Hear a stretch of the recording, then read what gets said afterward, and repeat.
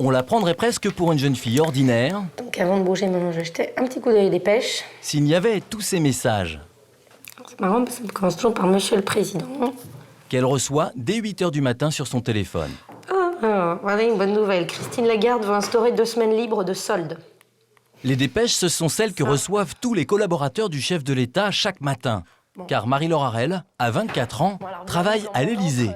Elle a déjà voyagé avec le président. J'ai eu la chance d'accompagner Nicolas Sarkozy pendant son voyage en Inde. Donc j'en ai profité pour ramener des petites gravures, voilà, donc, qui ont voyagé dans un avion de l'Élysée. Je ne sais pas si ça augmente leur valeur, mais en tout cas, je les aime beaucoup. Alors maintenant, je vais faire mon choix de veste. Soit je mets celle-là, ou alors celle-là. Laquelle vous auriez mis à ma place? Non, je sais pas, je travaille pas à l'Élysée. Et voilà, ce sera la veste noire aujourd'hui. Et en revanche, comme j'ai besoin d'avoir mon petit détail indien, je vais aller me chercher un petit foulard que j'ai ramené d'Inde. Novice en politique, la jeune femme est pourtant déjà très attentive à son image. D'habitude, elle se rend au bureau en voiture avec chauffeur, mais curieusement, ce matin, elle a pris son vélo. Voilà, donc un quart d'heure pour venir de chez moi à l'Élysée en vélo. Elle y entre par la petite porte, avenue de Marigny. Merci. 24 ans. Marie-Laure Harel est la plus jeune de tous les collaborateurs du chef de l'État. Elle est arrivée à l'Élysée il y a 1 an, juste après l'élection de Nicolas Sarkozy. Ça va, ça va. Elle dispose d'un bureau dans l'aile des conseillers du président. C'est le couloir le plus prisé. Bonjour Marie-Pierre. Oui, non, ça va?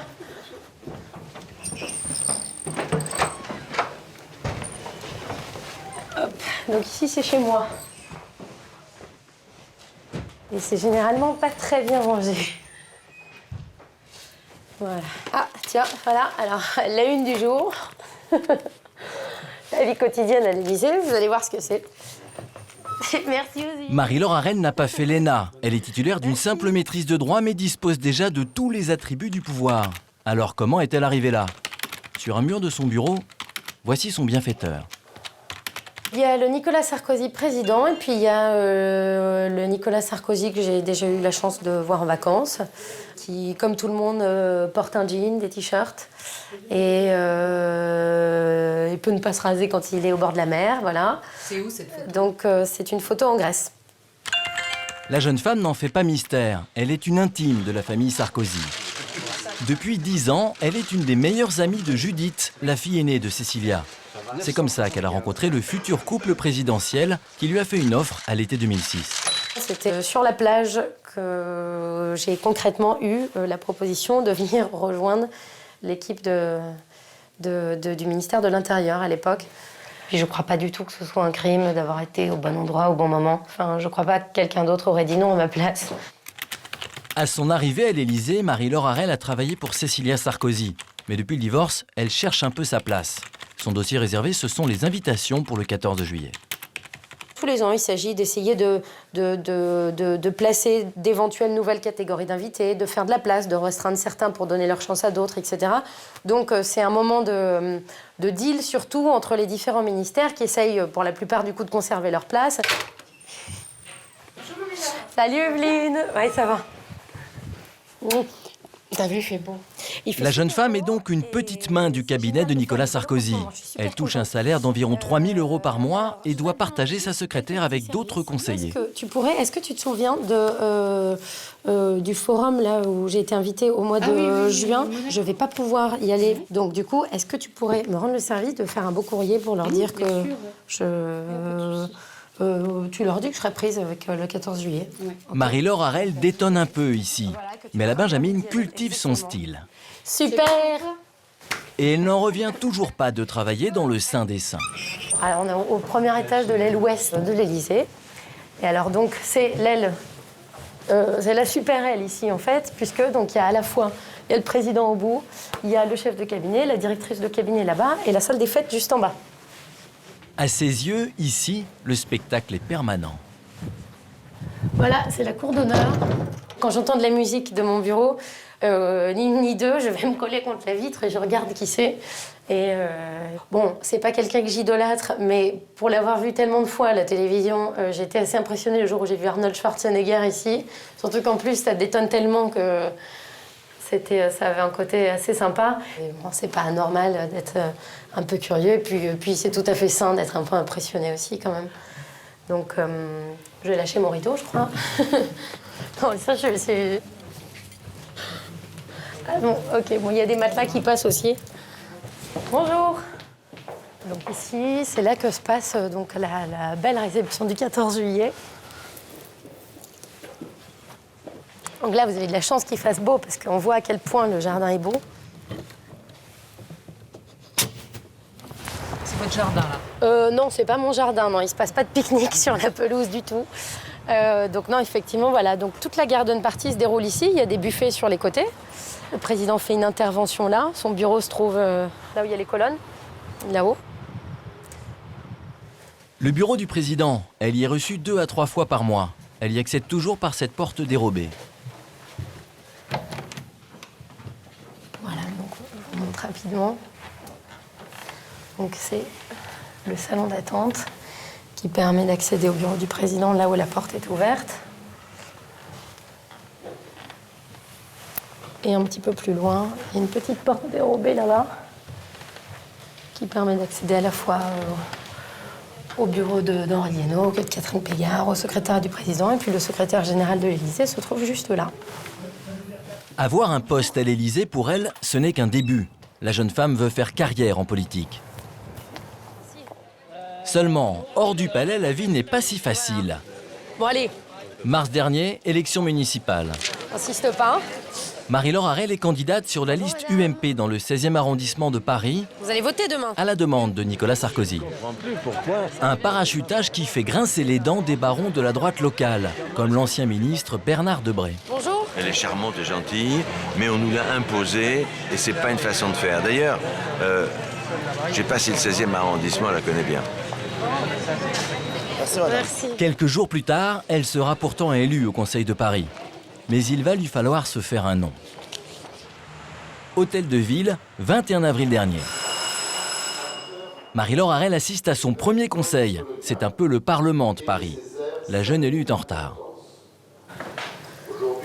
Alors, je ne sais pas du tout où est ma place, là.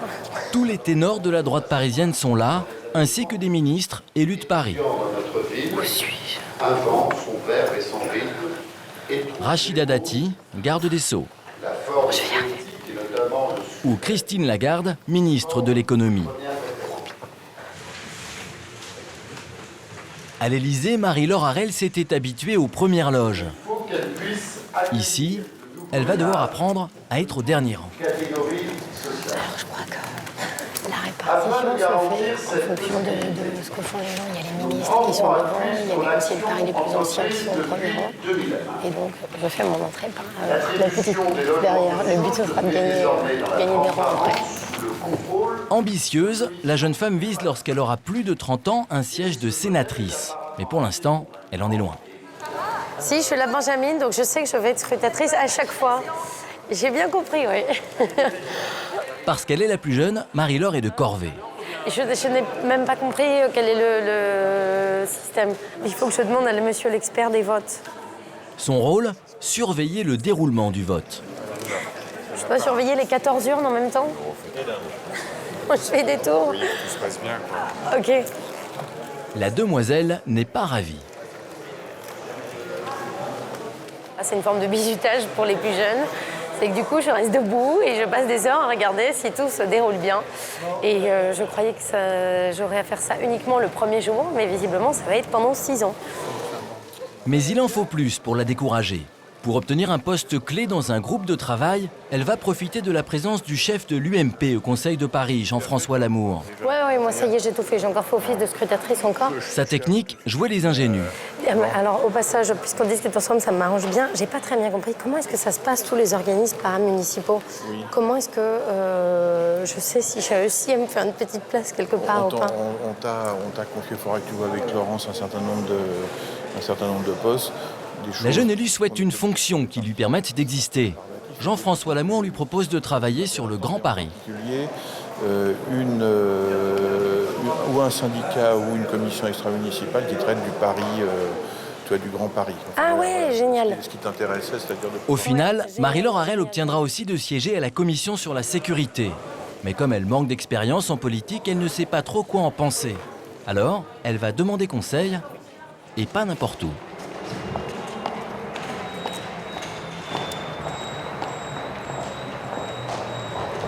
Madame, bonjour madame, excusez-moi, vous savez où se trouve l'hôtel des ministres? C'est ça là? C'est... Ok, bon, parce qu'après c'était la grille, donc merci. C'est ça l'hôtel des ministres?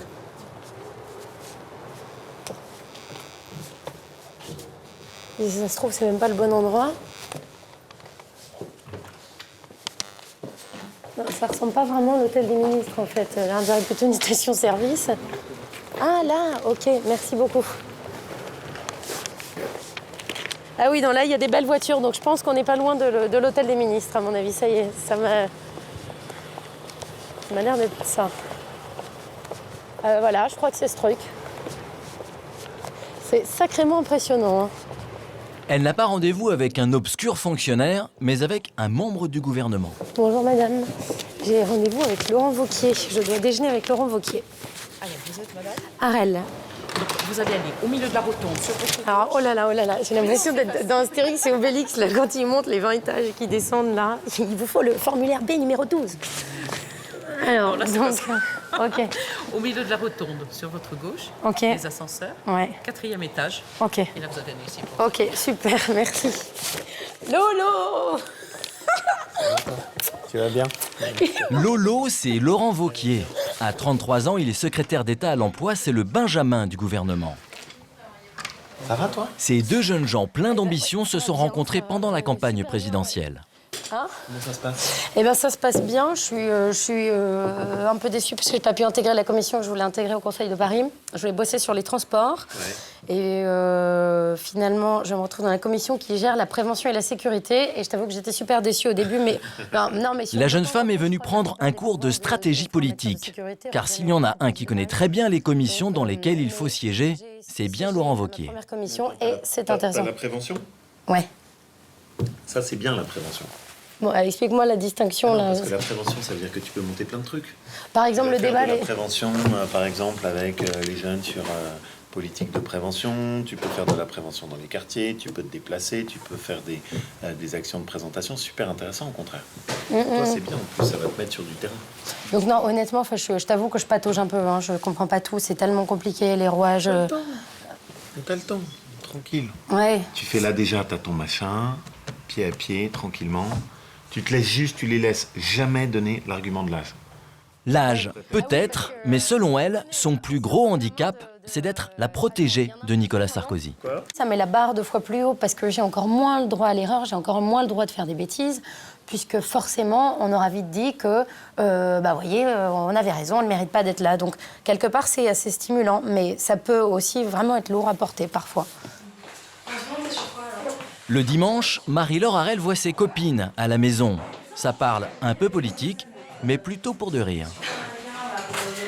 Mon noce de l'année, j'ai le 14 juillet qui revient. Et je vais bosser aussi sur... Il y aura un concert aussi après? Ah oui, il y aura, ça va être... Tout le monde... Est-ce qu'il y aura Tokyo Hotel?